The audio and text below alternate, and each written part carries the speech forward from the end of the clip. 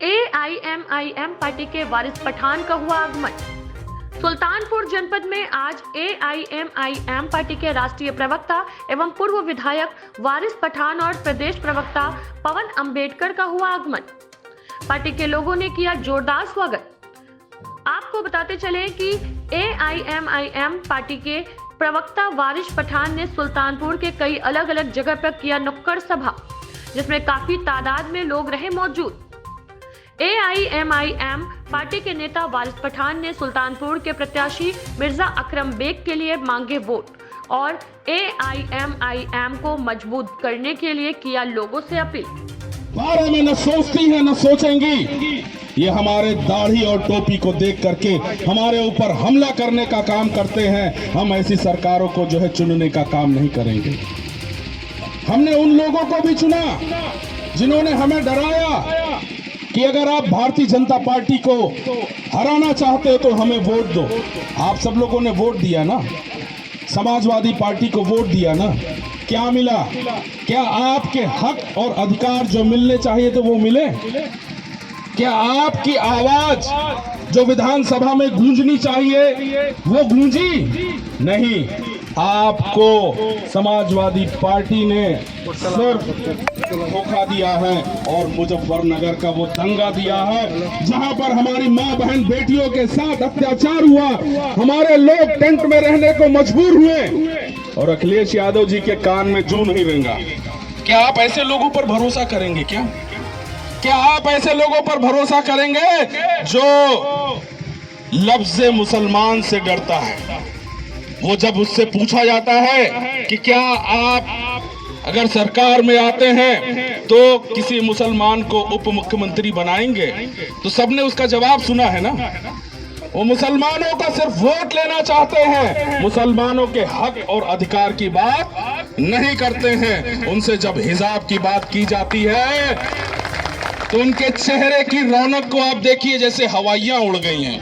देखा है ना, सबने देखा है ना। और उनको कहते हैं कि हमको सुनाई भी नहीं दे रहा है, तो अब हम उनको सुनाएंगे और बहुत तेज धमाका सुनाएंगे। हम अपने बीच से मिर्जा अकरम बेग को जिता करके जब विधानसभा भेजेंगे ना, तब उनको कायदे से सुनाई देगा कि हिजाब क्या होता है। अकरम भैया जिंदाबाद। तो अब आप लोग तैयार हो जाइए।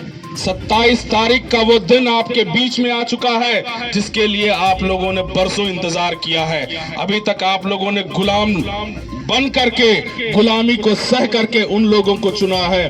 अब आप मर्दे मुजाहिद बन जाइए और तैयार होकर के अपनी क़यादत को मजबूत करिए और 27 तारीख को बूथ पर जाकर के हरे परचम को लहराने का काम करेंगे और पतंग चुनाव निशान पर बटन दबा करके मिर्जा अकरम बेग को जिता करके सुल्तानपुर की धरती से आप जो है विधानसभा में भेजने का काम करेंगे। इसी आशा और उम्मीद के साथ मैं आप लोगों से ये निवेदन करना चाहता हूं, सुल्तानपुर की विधानसभा में आप लोग घर घर जाइए। वक्त कम है और सबसे बड़ा अधिकार आप 27 तारीख का इस्तेमाल। चुनाव के वक्त आएंगे, हमको मीठी चुपड़ी बात करेंगे तो हम इनके झांसों में आ जाए। झांसों में आके इतने सालों से हमने वोट दिया मगर अब नहीं।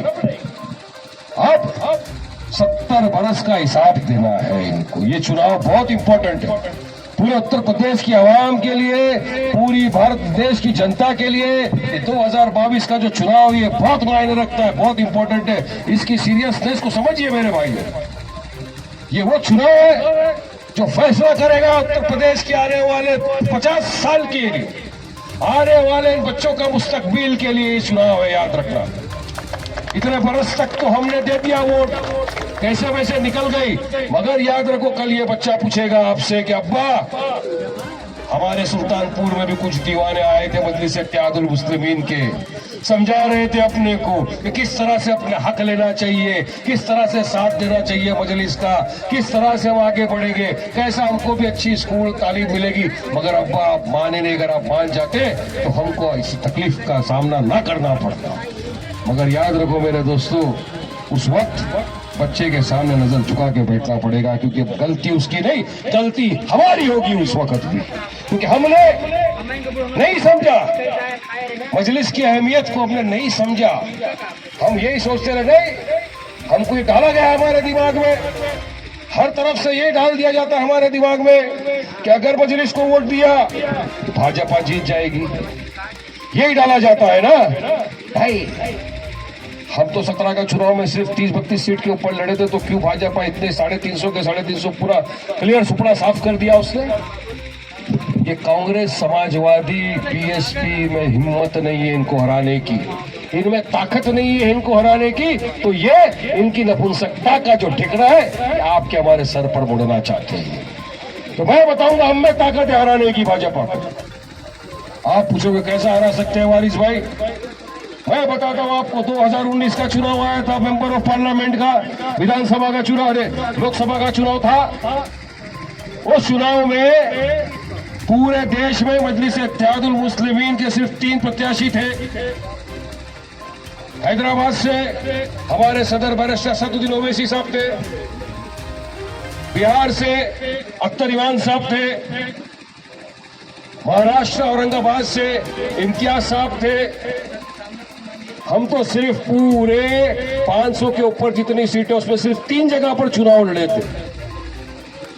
हैदराबाद में बैरिस्टर असदुद्दीन ओवैसी साहब जीते, अख्तर इमाम साहब ने बिहार में 3 लाख से करने जा रहे हैं। लोकतंत्र को जिंदा रखने और मजबूत करने का सबसे बड़ा जो हथियार और अधिकार है वो वोट का अधिकार है। आप 27 तारीख को भूखे रहिएगा, आप 27 तारीख को प्यासे रहिएगा, लेकिन वोट देने जरूर जाइएगा। और सभी माताओं, बहनों और बुजुर्गों को बताइएगा कि अपना वोट जो है पतंग चुनाव निशान पर दे करके मिर्जा अकरम बेग को जिताएंगे। कहां लगाएंगे? पतंग पर। पतंग पतंग पतंग पतंग ही आपका मान सम्मान है और पतंग ही आपकी पहचान है। पतंग निशान पर आप बटन दबाएंगे। इसी आशा और उम्मीद के साथ बहुत बहुत शुक्रिया। अस्सलाम वालेकुम। जय भीम, जय मीम। ये थे हमारे स्टेट प्रवक्ता जनाब डॉक्टर पवन राव अम्बेडकर साहब। दोस्तों, आपके बीच के जो प्रत्याशी हैं मिर्जा अकरम बेग साहब, हमें चूंकि आपके गांव के हैं इसलिए हमें उन्हें बताने की जरूरत नहीं है कि वो क्या है, कैसे है। दोस्तों, हम आज तक साबित करते आए हैं, हमें जब भी 1947 से हमें यही कहा जा रहा है कि आप साबित करो देशभक्त हो, आप साबित करो कि आपने इस देश के लिए क्या किया है। मैं राहत इंदौरी के उस असार के साथ बताना चाहूंगा और मिर्जा अकरम बेग साहब को बुलाना चाहूंगा। सुल्तानपुर से मोहम्मद काशिफ की रिपोर्ट।